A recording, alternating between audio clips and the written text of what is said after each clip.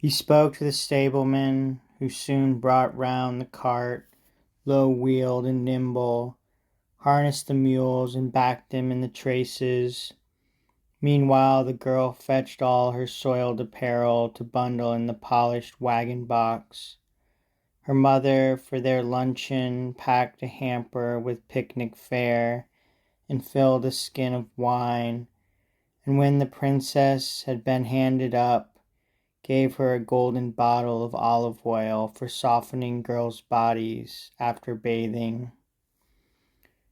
Nausicaa took the reins and raised her whip, lashing the mules. What jingling, what a clatter! But off they went in a ground-covering trot, with princess maids and laundry drawn behind. By the lower river where the wagon came were washing pools with water all year flowing in limpid spillways that no grime withstood. The girls unhitched the mules and sent them down along the eddying stream to crop sweet grass. Then sliding out the cart's tailboard, they took armloads of clothing to the dusky water and trod them in the pits, making a race of it. All being drubbed, all blemish rinsed away, they spread them piece by piece along the beach whose pebbles had been laundered by the sea. Then took a dip themselves, and all anointed with golden oil, ate lunch beside the river while the bright burning sun dried out their linen. Princess and maids delighted in that feast. Then putting off their veils, they ran and passed a ball to a rhythmic beat, Nausicaa flashing first with her white arms. So Artemis goes flying after her arrows flown down some tremendous valley side. Taygetos, Erymanthus, chasing the mountain goats or ghosting deer, with nymphs of the wild places flanking her. And Leto's heart delights to see them running, for taller by a head than nymphs can be, the goddess shows more stately, all being beautiful, so one could tell the princess from the maids.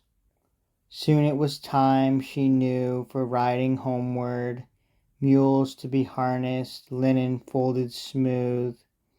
But the grey-eyed goddess Athena made her tarry, so that Odysseus might behold her beauty and win her guidance to the town.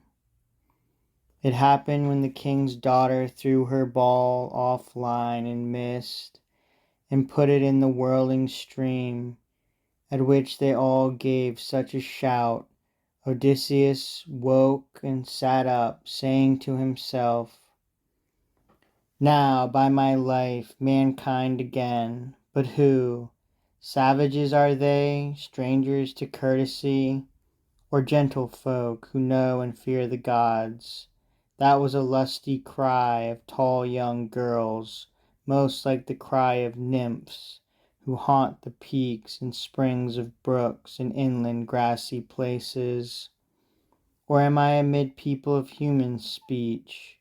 Up again, man, and let me see for myself. He pushed aside the bushes, breaking off with his great hand a single branch of olive, whose leaves might shield him in his nakedness. So came out rustling like a mountain lion, rain-drenched, wind-buffeted, but in his might at ease, with burning eyes, who prowls among the herds or flocks or after game, his hungry belly taking him near stout homesteads for his prey. Odysseus had this look, in his rough skin advancing on the girls with pretty braids. He was driven on by hunger too. Streaked with brine and swollen, he terrified them, so that they fled this way and that. Only Alcinous' daughter stood her ground, being given a bold heart by Athena and steady knees.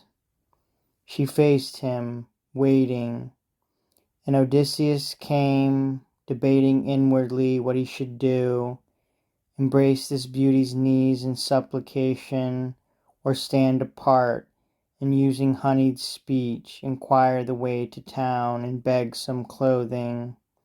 In his swift reckoning he thought it best to trust in words to please her, and keep away.